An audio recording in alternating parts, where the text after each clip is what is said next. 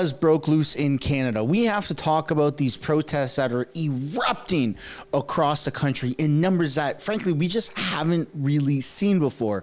With the war in the Middle East escalating, tensions are high. I mean, you have Israel that's saying we're going to retaliate to Iran. Iran saying if you retaliate, we're going to nuke you. Israel saying if you reply to our retaliation, because we have a right to defend ourselves, we're going to nuke you. And then you have America that is now in Israel saying we're going to nuke everybody if they don't comply. And Justin Trudeau, what does he have to say about this? All of this is included in this video. And I just realized I'm wearing my matching pajamas that my family has. Holy crap, how did I not change my shirt before recording this? Yes, my pants also match this and they are glow in the dark. This is highly embarrassing. Let's just forget what I'm wearing and get into this video. Welcome back to the channel.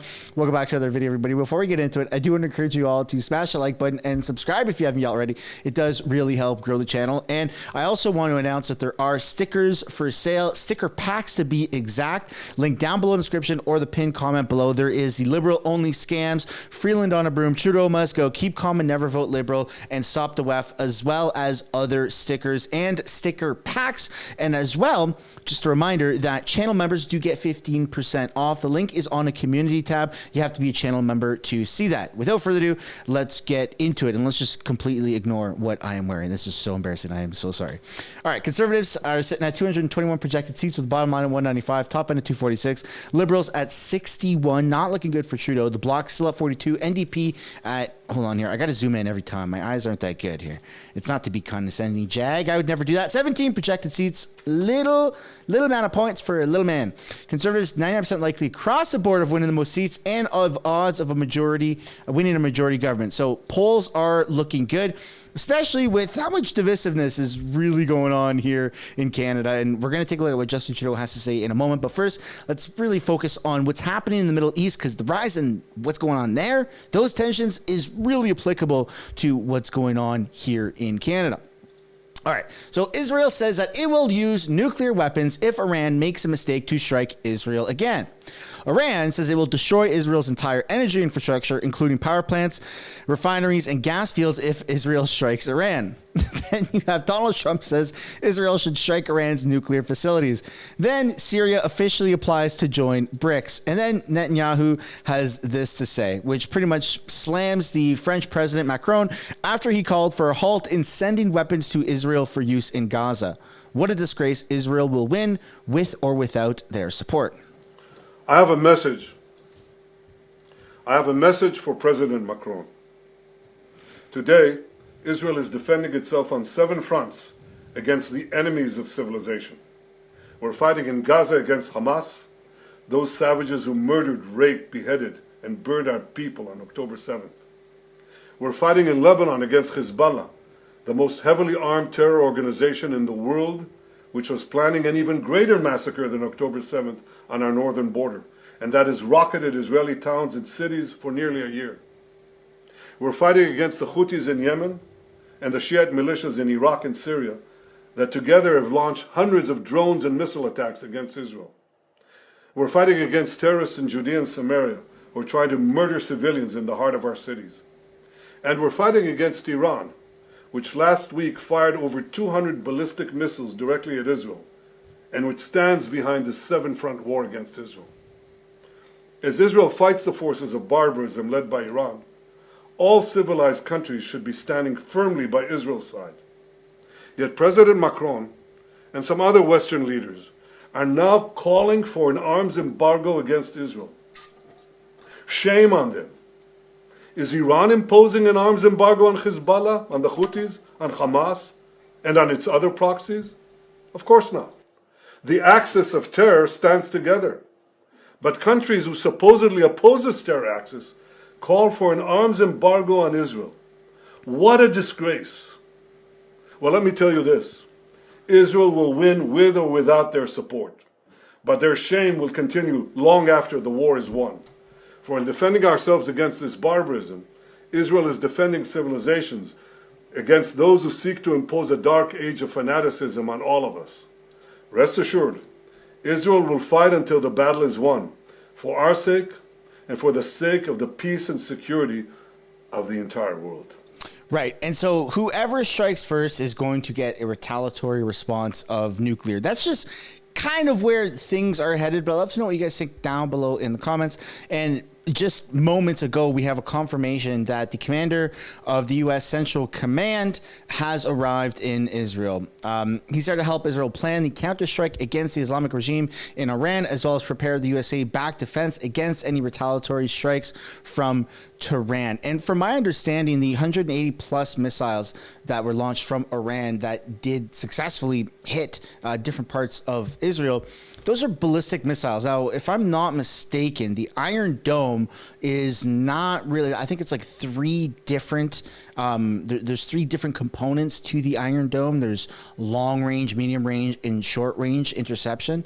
And none of them are that effective against this new ballistic, or not the ballistic missiles, the hypersonic missiles, which basically take the air out of the sky as they're flying away, and that has an internal combustion system, and they just go like Mach 5 speed, and it's really, really difficult to basically intercept them, and that's why we saw what we saw. And so it just seems like everything is leading to, yep, there's going to be some catastrophic event, which is going to lead to global tensions and, you know, supply chain interruptions, probably stock market crashes, housing crashes. Everyone's going to panic. No one's going to know what to do. And I think the best thing we can do is, I mean, just kind of add social pressure to our leaders and say, hey, man, we need to do something about this. We need to just, everybody calm down. Everybody calm down. And obviously, all this is happening like a month away from the largest, most impactful and kind of divisive election in America, the world's superpower that we have ever seen. So, yeah, I don't think you could write a better movie script than what's going on right now. But unfortunately, a movie is, you know, made up, and this is real life. Here's what Justin Trudeau has to say about the issue, right? Trudeau urges Canadians to leave Lebanon as conflict intensifies. Risks in the region have been known for a long time, which is why for the past many months we have been exhorting Canadians to get out of Lebanon, to know that these were dangerous times, and we were trying to encourage all Canadians to get out. The tragedy of the two Canadians killed is something that weighs heavily on us, but we know we need to continue to offer opportunities for people to leave to safety, and we will continue to do that work. And we're increasing support for commercial flights. There are spaces for Canadians on those planes that have not at this point been filled, so I'll encourage any Canadian who can leave Lebanon to leave Lebanon. We are ensuring flights to be able to do that, because if the situation gets worse, as we are working very hard to try and prevent it from getting worse, it will be extraordinarily difficult for the tens of thousands of Canadians who are currently in Lebanon, and obviously extraordinarily difficult for all Lebanese civilians if things get worse. At this point, there's 6,000 people that have registered to get information that may be interested in leaving Lebanon. We still have 2,500 calls to make. We'll be doing these calls over the weekend to make sure that everybody is reached. And we've agreed to add more flights next week, including on Monday and on Tuesday. Of course, these flights will be between Beirut and Lebanon, and at this point there's around 1,000 Canadians that have been able to leave through this assisted departure. Since a lot of seats were not necessarily filled, we were able to work with Americans, with the Australians and New Zealanders, and we're also working with European countries. So basically my message, like the Prime Minister just mentioned, if you are offered a seat, please take it. We know things are difficult, but we want to make sure that your safety and yours and the one of your family is ensured. So we've seen in the past governments take these level of precautions where they repeat the same thing. Everybody that's part of our nation, get out now, get out now. And it's never really escalated to nuclear. But now that they're saying it as much as they are, and with tensions rising so much where you have all of the allies of Iran backing them, unequivocally saying if Iran gets hit, we are all going to jump in. And the same thing with Israel. If Israel gets hit, America is going to be jumping in. It just seems like we are going to see something that we have never, ever seen before. But we do have another video here of Justin Trudeau and Foreign Affairs, aka Trudeau's mistress, Melanie Joly, talk. If you want to skip ahead to the protests, there's just this one last video to take a look at. Trudeau repeats a ceasefire call, but doesn't condemn Israel for sending troops into Lebanon. We remain deeply concerned by the deteriorating situation in the region. Canada strongly condemns Iran's direct military strike against Israel. The current escalation of tensions is in no one's interest. We have to put an end to this escalation of violence.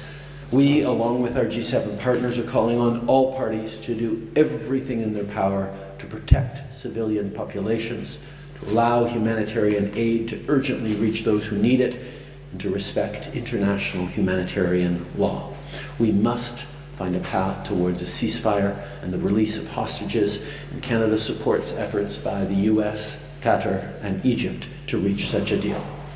So we have been consistent about calling for a ceasefire, calling a need to end the violence. The terrorist organizations, Hezbollah and Hamas, have caused countless deaths, but so has the response of Israel. We need to make sure that we see de-escalation, and we need to continue to hold Iran to account for its funding and organizing behind the scenes of Hamas, of Hezbollah, of the Houthis. We need to ensure that we're strengthening sanctions and response as Israel is legitimate in wanting to respond to Iran's recent missile attacks. But at the same time, we have to be mindful about not letting this situation get further inflamed, not allowing or seeing further escalation of violence or spreading of conflict to the region. So shifting away now from what's happening overseas to kind of what's happening here in Canada, we're going to be taking a look at the protests. But I do want to highlight one tiny piece of this recent podcast that Justin Trudeau did on a channel that had like 600, 700, 800 subscribers. Like, very bizarre, but although I have said it in the other videos that I've shown the clip, kind of cool to see at least Trudeau sit down and do long form content. I will give him that. He shared this clip on his own personal X account right here, verified Trudeau. If I could have done one thing different, it'd be this. We're just going to extract a tiny piece of this footage. For me, I look at where the world is going and where polarization has happened and where excesses of populism have been able to come in, and the winner-take-all version of first past the post that we have right now, where you can get elected as the MP for 100% of people in your riding with 32% of the vote, if it's properly divided, if it's divided amongst other parties, is not just devaluing the votes of so many others, but it's giving you a false sense of being the only legitimate voice for your community. And if I could do things differently, I don't know exactly how I would have, but I certainly would have done things differently around electoral reform to try and make sure that we are not going to be fighting this next election under first past the post again. The only thing that Justin Trudeau has lived up to his promises from 9 years ago is the legalization of Mary Jane. That's it. He's promised, changing things for electoral reform. He's also promised for, more infrastructure, clean drinking water to small Indigenous communities and small remote places across Canada. And he's failed on everything except for the legalization of marijuana. That's it. He's absolutely disgusting. And he is not condemning certain things that he, frankly, a lot of people are calling him to condemn. So you have people in the streets right now, which we're going to be taking a look at these insane protests that are erupting in mostly Ottawa, right outside the Parliament buildings, outside of Justin Trudeau's office, and outside of or Yonge and Dundas Square in Toronto, which they're going to be renaming to something, who knows, it's going to forever be Yonge and Dundas. But nonetheless, a lot of these protests, hey, protest all you want to your heart's content. But if you're, supporting like actual recognized Canadian and international recognized terrorist groups, right, waving Hezbollah flags and Hamas and saying, yay, they're doing a great job, that's pretty messed up, man. And that's really why we're highlighting this. So here we go, folks. This is the Right Blend on X, who's outside of Parliament. People carrying body bags. We are 2 days away from the October 7th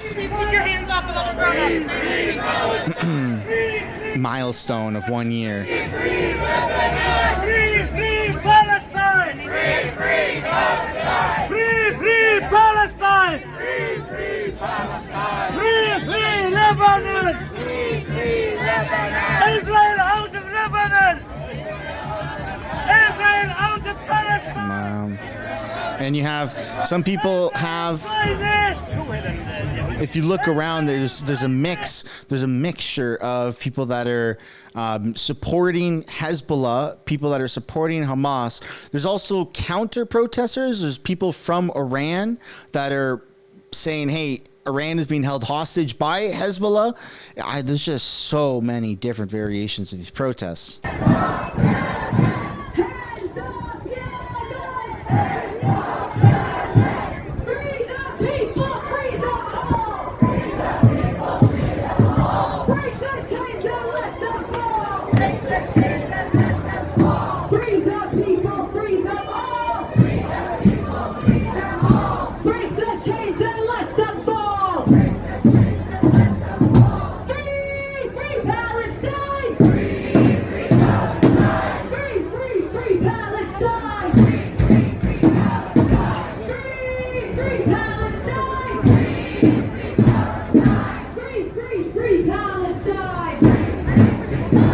So as you can see, there's a lot more momentum that's picking up as time goes on, and lots of arguments. So in this instance, an argument breaks out in front of Parliament on the 1 year of resistance protest. So that's what they are calling it. And this is again by the Right Blend. You have 1 million Jewish against you as a Zionist.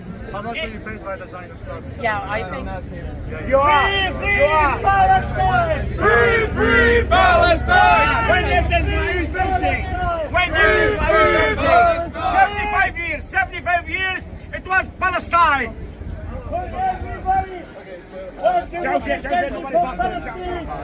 Jewish. Yeah, just ignore them. Come. They're occupied since 1946.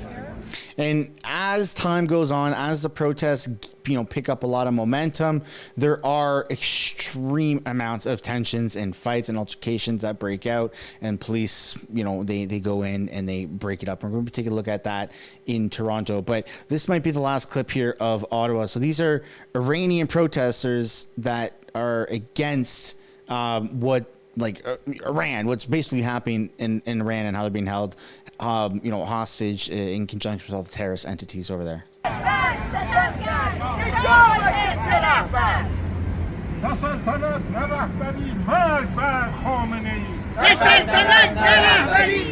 Stop executions in Iran. No more hangings. Raise your voice against terrorist regime of Iran. Raise your voice against terrorist regime of Iran. I mean, Capitol Hill right now, folks, is just insane. There are so many things going on, but it's nothing compared to what's going on in downtown Toronto. So this is what Yonge and Dundas looks like right now. Or I guess this is what Yonge and Dundas looked like probably about an hour before posting this.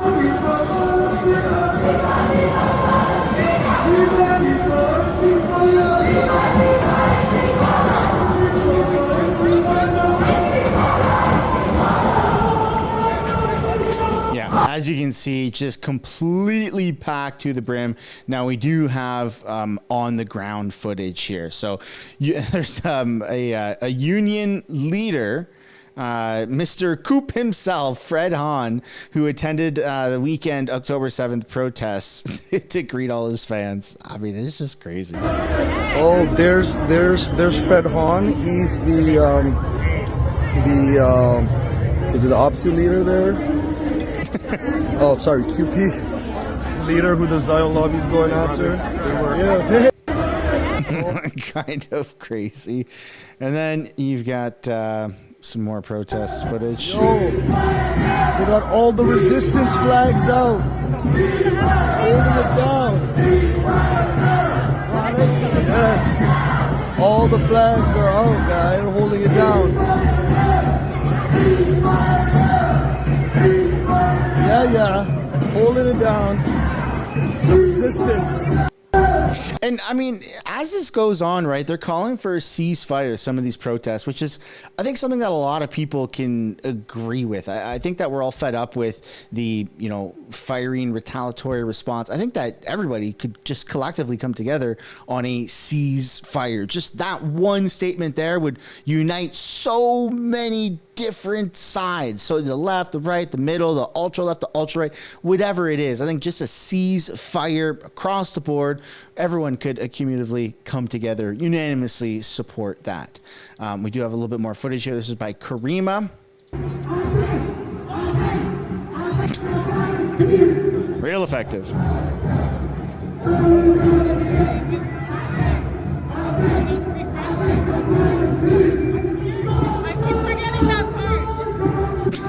I don't understand this at all. Okay. Boycott Israel.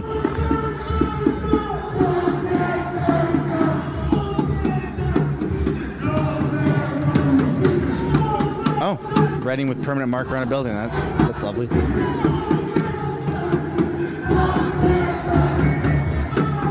That's not a crime or anything.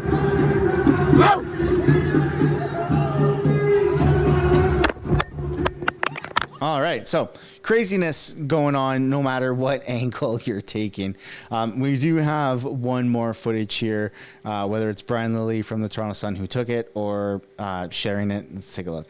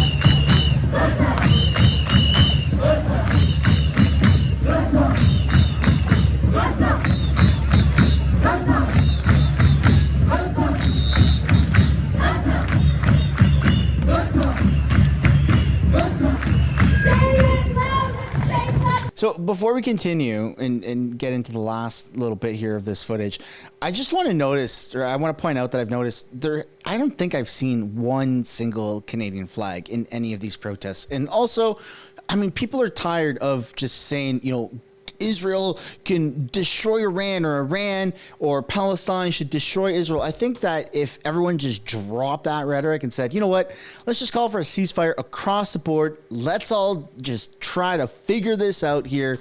No more killing innocent people, no more bombings, no more tensions. Let's all just sing Kumbaya and try to get along a little bit, especially here in Canada. We don't need that division. We're bringing conflicts that are happening overseas here into Canada, and you're seeing increased tensions. You're seeing so much division. Not one single Canadian flag, not really many calls for at least the bigger protests. They're not calling for what I'm seeing, unity. We can all live together. It's my side wins 100% and your side loses, and then there's counter protests to that, and it just seems crazy and also extremely exhausting. And not to come off as a hippie who's wearing a glow-in-the-dark skeleton Halloween pajama suit, but I feel if we just put all that aside, I feel like we can just all call a little bit more for that Kumbaya peace. But let me know what you guys think down below in the comments. Maybe I'm just living in La La Land.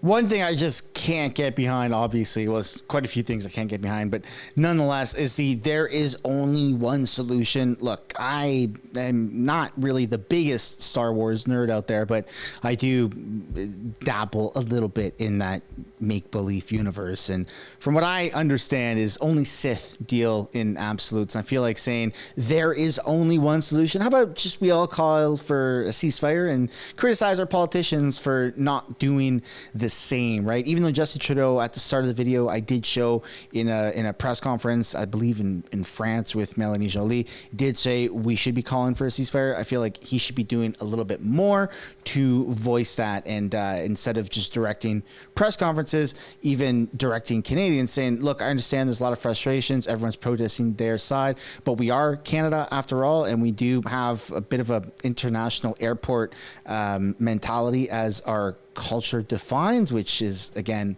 its own level of controversy, right? Canada's culture is multiculturalism. It is what it is right now. And the fact of the matter is, not to sound too much like a liberal by using that word, we need to just all get along a little bit more, and, you know, not worry too much about things that are happening over there and focus on getting along with, you know, people from different backgrounds here in Canada. But again, La La Land, I'm just a guy wearing matching PJs for Halloween, glow in the dark with my entire family, making a video about division and politics. So do with that information as you will. This is the end of the video. Thanks so much for watching. If you haven't yet already, I highly encourage you guys to smash the like button, subscribe, and I will see you in the next one. Also, final reminder to click the button, or click the link down below in the description of the pinned comment below to go get your sticker pack, and I'll see you guys in the next one. Bye for now.